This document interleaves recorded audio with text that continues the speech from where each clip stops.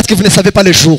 nta wari uzi aba bantu biga ibi bintu by'ikirere bari bananiwe kuvuga nk'amakuru. Les scientifiques ne savaient pas quand il y aura l'éruption volcanique. ariko kugaruka kwa Yesu bibilize vuga ngo habe n'amarayika ntibabizi. Même l'avènement de Jésus, les anges n'en sauront pas. Nous devons être prêts car Jésus revient bien. Ce que tu fais, sois prêt car Christ est prêt. Les projets n'empêcheront pas l'avènement de Jésus. Ce que tu fais n'arrêtera pas l'avènement de Jésus.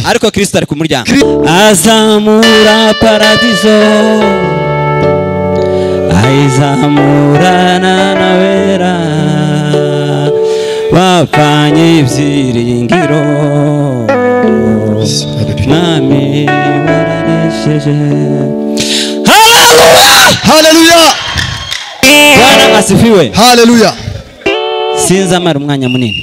Je ne vais pas prendre beaucoup de temps. Iminota ariya yanyu yose ndayisiga. Je vais économiser vos minutes. Ariko tuzamuke muri iyo vensi. Mais nous allons monter dans cette chorus.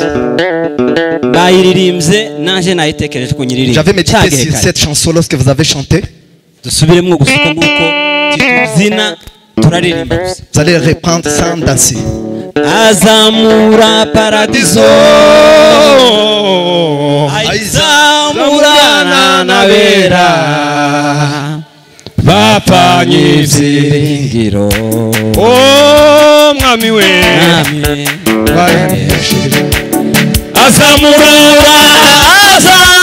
paradiso, aizamura nanavera, bapanye ibyiringiro. Hallelujah we. Amen.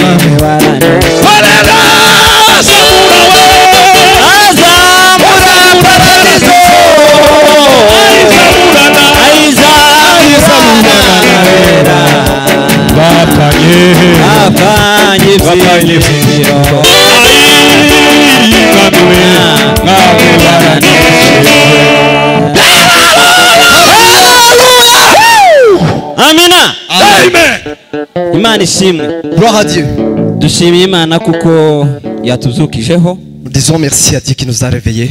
Kandi yatwemereye kuko duterana. Et qui nous donne cette opportunité de nous réunir. Hari abandi batabonye ayo mahirwe yo guterana. Il y a ceux qui n'ont pas trouvé cette opportunité. Ariko twagiriwe neza twebwe tugomba kubihimbariza Imana. Nous avons eu la grâce, nous devons bénir Dieu. Ndashima Imana ntaratangira kuvuga ijambo ry'Imana. Je bénis Dieu avant de commencer. Ndashima Imana kuko yarinze abantu bahano mu bibazo byatambutse. Qui a gardé le chant du si. Mu byatumye tugaruka tuva mu minembwe ni cyatumye tuza. Ce qui nous a poussé à revenir ici. Twari tutaragira urukumbuzi cyane kuko tuzadukunda kujayo tukamara igihe kirekire. Nous n'avons pas encore eu la nostalgie. Ariko ibibazo byabaye hano byatumye tuza vuba. Mais les problèmes qui ont lié ici, ça nous a poussé à revenir vite. Kugira ngo dushime Imana ko yabarinze hamwe namwe. Pour bénir à Dieu qui vous a gardé. Rero dushime Imana yakoze icyo kintu Imana. Je bénis Dieu qui a fait ces choses. Usarire nageza ahantu. Lorsque je suis arrivé ici, amagambo nari nateguye ku nari natekereje ko tuganira siyo yaje. J'avais prévu un sujet mais je l'ai changé. Bamaze kuririmba indirimbo tumaze kuririmba. Après avoir chanté, numva umutima umbwiye ko tugomba kuganira kugaruka kwa Kristo. Le cœur m'a poussé à prêcher sur l'avènement de Jésus-Christ. Turasoma ahantu nk'atatu. Nous allons lire 3 textes. Ariko sintinda. Mais je n'allais pas. Abamenyereye baranzi kandi nabaye umwarimu igihe kirekire w'amashuri. Je suis un enseignant. Ndubahiriza amasaha. Je vais respecter le programme. Dusome mu gitabo cy'Itangiriro. Nous allons lire dans Genèse. Umuntu uzi gusoma vuba mfashe. Celui qui connaît lire rapidement, il va m'aider. Dusome mu gitabo cy'Itangiriro 6 no ku 13. Genèse 6:13. Itangiriro 6 no ku 13. Ngire ngo naho. Ego.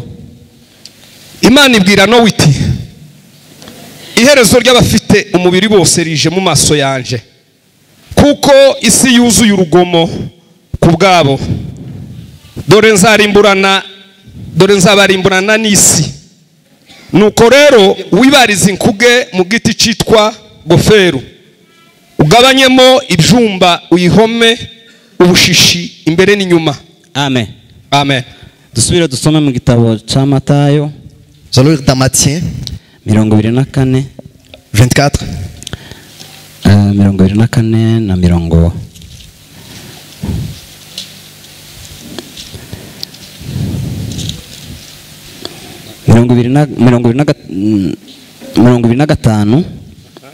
Matthieu 25 na 13. 13. Nuko mube maso kuko mutazi umunsi cyangwa igihe. Amen. Amen. Twongere dusome muri Matayo. Matthieu 11. 11.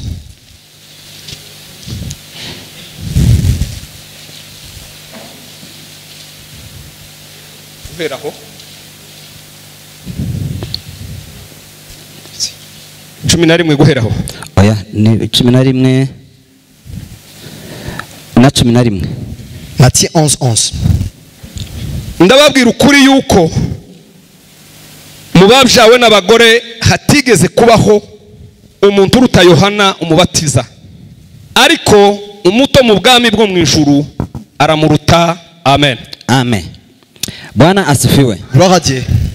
Turabiyegereje mu ijambo ry'Imana tugiye kuganira. Nous accueillons dans la parole de Dieu. Turaganira ijambo ritoya cyane Nous allons kandi parler un peu. niryo rinini muri Bibiliya risigaye. C'est lui qui est grand dans la Bible et qui reste. Andi majambo yose yaruzuye y'ubuhanuzi Toutes les bw'igitabo, prophéties ont été accomplies, ariko iri ngiri nijoro ritaruzura ryonyine. mais cette parole n'a pas été accomplie. Yesu aza mu isi, Jésus, quand il venait, bwari ubuhanuzi bari baramuhanuye abahanuzi hafi ya bose, c'était une prophétie. abahanuzi ba kera, Tous les prophètes de l'ancien temps, abahanuzi batoya n'abahanuzi bakuru, le petit et le grand bamuvuzeho bose, prophète avaient kandi prophétisé bagenda sur Jésus. bamuvugaho gutandukanye. Et il disait différemment de Ariko Jésus. bavuga kuza kwiwe ukuntu azaza umunyamahoro, Il disait comment il va venir en kandi tant que azaza roi aje de la paix gucungura, et il deviendra le sauveur. azikorera imitwaro yose Il va yacu, porter toutes les imibabaro yacu charges, yose. toutes nos afflictions. Ariko ntibavuga ubu buhanuzi cyane ngo babunonosore ubu bwa Yesu Kristo bwo kuzogaruka kwiwe. Mais ils n'ont pas parlé sur l'avènement de Jésus-Christ. Haleluya. Alléluia. Nibwo buhanuzi bwa nyuma buzaba. C'est la prophétie qui reste. Ibindi byose byaruzuye. Toutes autres choses ont été accomplies. Yesu yaraje mu Jésus est isi venu. acungura abantu. Il nous a sauvés. Yesu yaravutse. Il est né. Yesu arakura. Il est grandi. Yesu aracungura. Il nous a sauvés. Yesu arazamuka. Il est rentré. Aja mu ijuru bamureba. Il est allé au ciel quand il Umunsi voyait. yagiye. Lorsqu'il est allé, Marayika yabonekeye abantu bari aho ngaho. les gens l'ont vu. Arababwira ngo kuriya mumubona agiye. Il a dit, lorsqu'on vous me voyez Niko partir, muzamubona agaruka. c'est que vous allez me voir rentrer. Alléluia. Alléluia. Turatanga urugero rutoya gusa ku cyabaye Je hano. vais donner un petit Tugihuze illustration de n'igitabo ce qui est passé ici. cy'itangiriro. Dans Genèse. Abantu ba kera mu gihe cya Nowa bamaze gukora ibibi Les byangwa gens de n'Imana. l'époque de Noé, Imana yababajwe n'ukuntu yaremye umuntu. quand il commettait les péchés, Iravuga ngo mbabajwe n'uko naremye umwana w'umuntu. Dieu a été affligé des péchés de Ibibi l'homme. byose bankoreye binje mu maso Tous yanjye. les malheurs qu'ils ont fait est devant moi. Bitumye ntekereza kurimbura isi. Il pense à ce que je puisse éliminer la terre. Bituma abwira Nowa. Il a dit à Noé, Imana ibwira Nowa ngo ugende ubaze inkuge. Dieu a dit à Noé de préparer l'arche. Abantu bose Tout le monde numwe ningo bazahungira. va entrer dans cette arche. Ariko igitangaza cyabayeho, Ce qui s'est passé, ibintu yabibwiye Nowa mu kwizera il a dit à Noé dans la foi, cyari kigoye cyane. c'était pas facile. Kugira ngo wubake inkuge, ubundi inkuge bayubakira ku mazi, Bâtir l'arche, c'est au-delà. ariko Nowa yawubakiye hataregereye amazi. Mais il a bâti sur le Mu montagne. kwizera yumva kuko agomba kubikora. Par la foi, il a bâti Yari ça. yamubwiye uburyo abikora n'igiti Dieu l'a fait donner le abibazamo, plan, comment il va faire, arabikora. et il l'a fait. Kandi abantu benshi Et les gens, bafashije Nowa kubaka iyo nkuge. ils l'ont aidé à bâtir ça. Kandi arababwira ngo umwuzura amazi azatuma. Il a dit que l'eau va remplir la Abantu terre. barabyumva ariko ntibava mu Les byo gens bakora. ont compris, mais ils n'ont pas compris. Barakomeza baguma kwandura, Ils ont commencé à pécher. baguma gukora ibibi, Ils ont commencé à ariko pécher. ntibahindukira ngo babivemo. Ils ne sont pas détournés du mal. Umunsi imvura igwa, Quand la pluie est tombée, kuko icyo gihe kera ibimera byabo byamezwaga n'ikime. avant, pour que Nta mvura yageze il n'y avait pas la pluie. Je narahageze muri Israel, ni ahantu h'ubutayu En Israël, c'est le désert. humye, C'est un désert. sinzi ukuntu nabivuga. Uza wururuka mu modokari, Quand tu es sur la route, mwaze mugenda mu modoka wururutse, quand tu descends dans la ukagira ngo voiture, none ugeze iruhande rw'aho baba batwika ifuru. tu penses que tu es quelque part à côté d'une four. Il y a un soleil accablant. Il n'y avait pas la pluie à l'époque. C'était la rosée qui faisait pousser. À l'époque, Dieu disait à Noé, je vais détruire la terre et c'est tout ce qui existe. Alléluia. Vous avez vu ce qui s'est passé ici à Goma? Dieu garde sa puissance dans la terre. Il les garde dans la parole. Si une fois Dieu dit que l'eau puisse se déplacer, si tu continues à lire,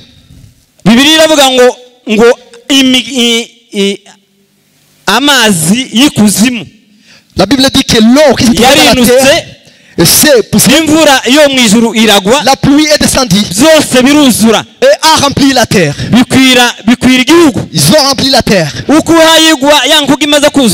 l'arche a été inondée, Dieu a dit, fais entre ta famille et les animaux. Il va entrer les deux sexes.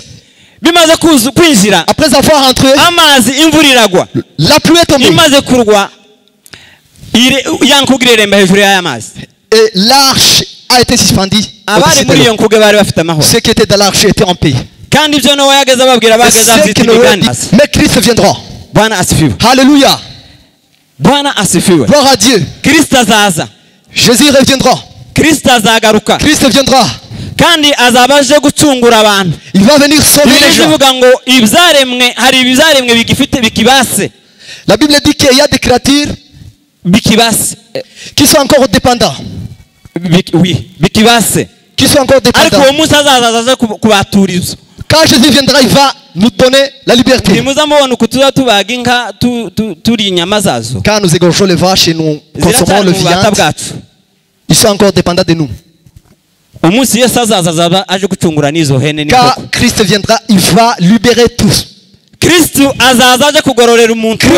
venir compenser chacun selon ses œuvres.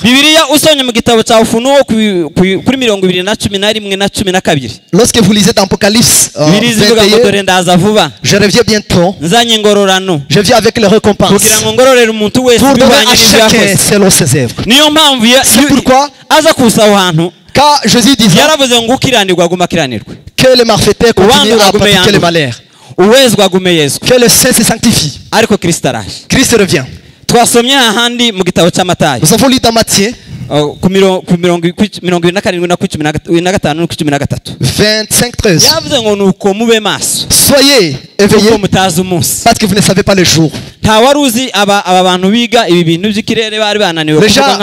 Les scientifiques ne savaient pas quand il y aura l'éruption volcanique. Même l'avènement de Jésus, les anges n'en sauront pas. Nous devons être prêts car Jésus revient bien. Ce que tu fais, sois prêt car Christ est prêt. Les projets n'empêcheront pas l'avènement de Jésus. Ce que tu fais n'arrêtera pas l'avènement de Jésus.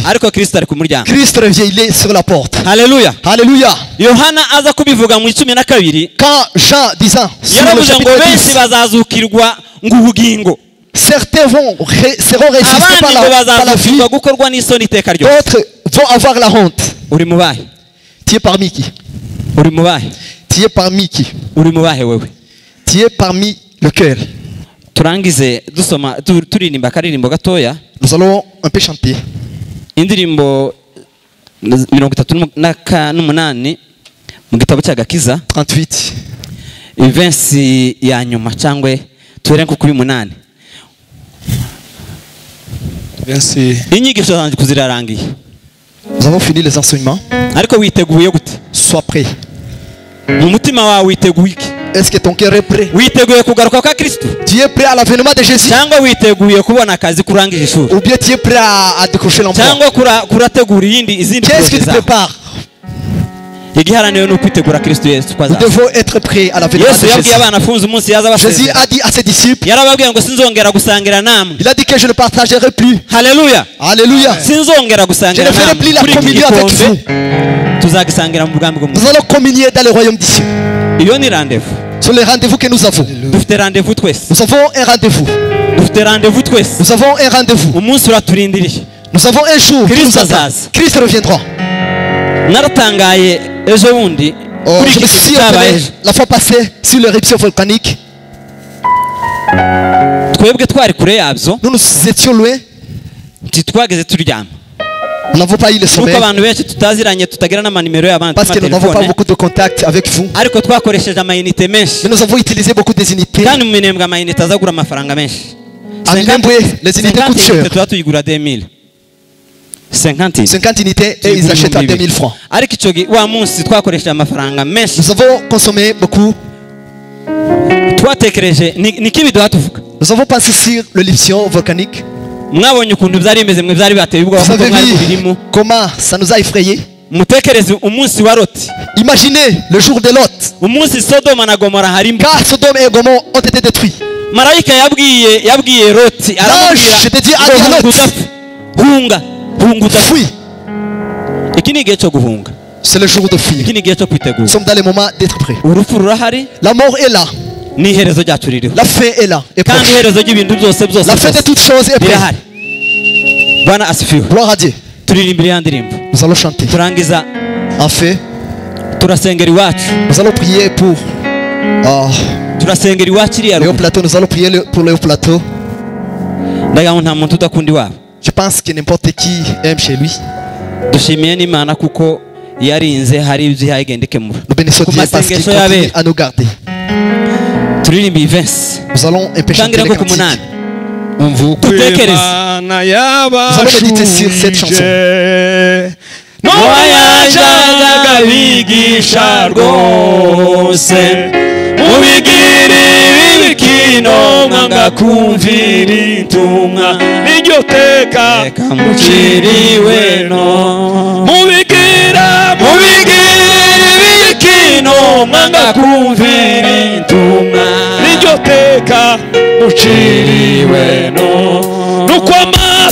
Nukwamaza terura yangu ireremba kuri wa munzo abicaye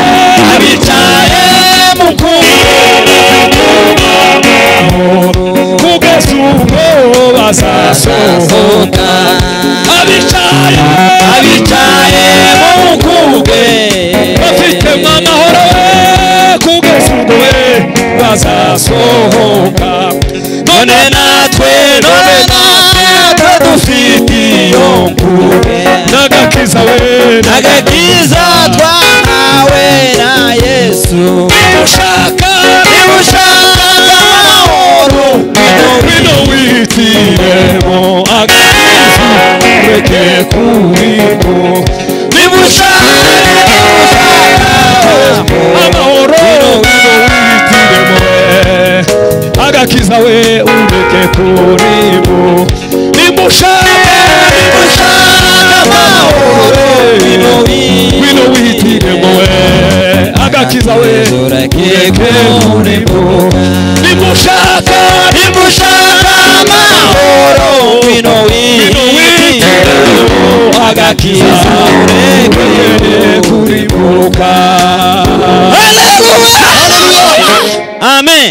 Hallelujah. Bwana asifiwe. Gloire à Dieu.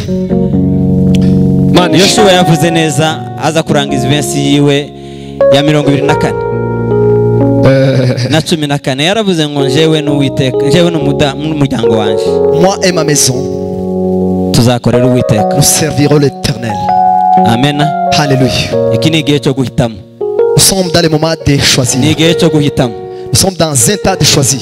Yesu karaza. Jésus revient. Amajambere aze. Le développement va venir. Technologie ibeho. La technologie. Abantu barasinziriye. Les gens sont morts. Abantu barasinziriye. Les gens sont en sommeil. Abantu barasinziriye. Ariko Yesu karaza. Mais Jésus revient bientôt. Yesu karaza. Jésus revient. Katurangiriza hano mu Baheburayo kuri 4 niturangiza ndasenga Imana. Nous allons finir dans Hébreux 4. À la fin je vais prier. Ngaho ufasha muvandimwe. Abaheburayo 4. Hébreux 4. Utangirira aho ngaho.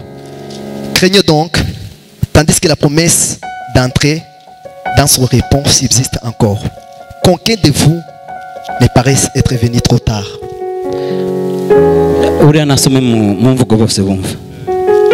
Abaheburayo 4 gutangiriraho. Ego. Nuko rero ubwo isezerano ryo kwinjira mu buruhukiro bwayo rikiriho. Nuko rero ubwo isezerano ryo kwinjira mu buruhukiro bwayo. Dutinye kugira ngo ahari hatagira uwo muri mwe. Dutinye kugira ngo hatagira atashikira. Wasa ngaho atarishikira muri twebwe. Amen. Alléluia. Amen. Alléluia. Alléluia. Alléluia. Kadusengeri wacu. Nous allons prier. Ariko wibaze nuko ibibazo tubifite. Tu vas te demander en méditant sur l'avènement de Jésus-Christ. Tu es prêt si Jésus revienne, si la mort te frappe, nous ne savons pas si nous allons rentrer chez nous. Qui est prêt à l'avènement de Jésus-Christ? Seigneur, excellent Père de grâce, tu es puissant, tu es puissant. Jésus, toute chose est entre tes mains. Nous prions.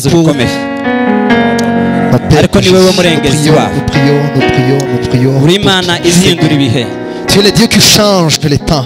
Tu es le Dieu qui change les circonstances. Tu es le Dieu qui écoute les prières. Tu es le Dieu qui exauce les prières. Excellent Père de grâce, nous aie pitié de nous, Père. Nous avons besoin de toi, Jésus.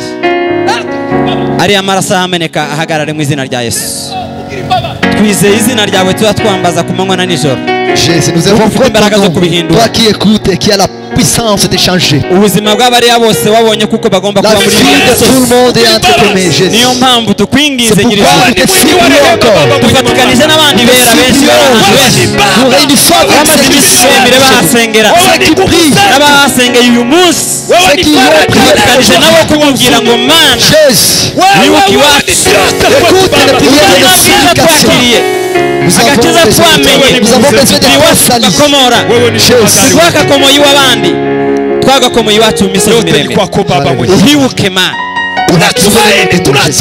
C'est ta miséricorde.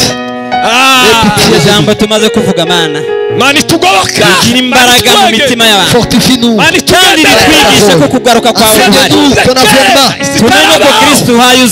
Que nous puissions ce que nous faisons. Il va nous récompenser selon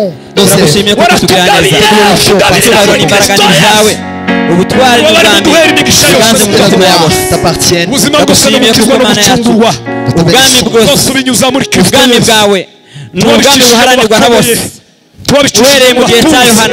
ukageza mu gihe cy'ubu intwarane zizabugirwamo n'imbaraga zawe. Reka abantu bagire umwete wo gushaka ibyawe no guharanira kugukorera no guharanira kugendana nawe iminsi yose bicisha bugufi bagendana nawe. Au nom de Jésus-Christ nous prions ici. Amen. Amen.